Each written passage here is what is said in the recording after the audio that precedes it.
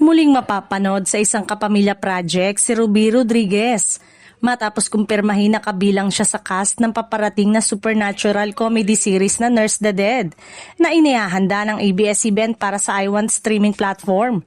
Isa ito sa mga bagong proyektong inaasahang magdadala ng kakaibang timpla ng katatawanan at kababalaghan sa digital audience.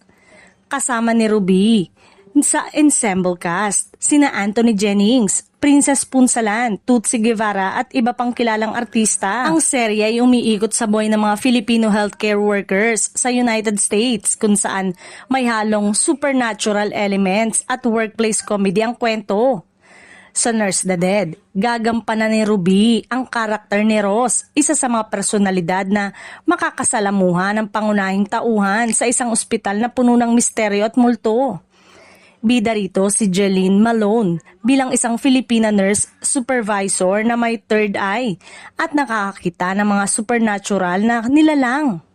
Kasalukuyang kinukunan ang serye sa Los Angeles at ito ang itinuturing na kauna-unahang bilingual English-Filipino series ng iWant na ginawa sa America Soil.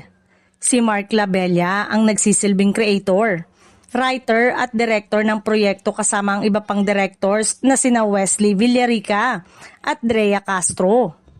Bukod sa kakaibang konsepto, layunin din ng palabas na ipakita ang realidad ng mga Filipino nurses sa ibang bansa, ang kanilang sakripisyo, hirap at resilience, habang pinapasok ang humor at supernatural elements upang mas maging relatable at makabuluhan ang kwento.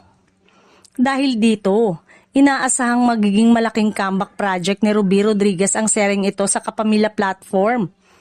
At isa rin sa mga proyektong aabangan ng fans na sabik makita ang kanyang pagbabalik sa isang bagong uri ng role sa streaming world.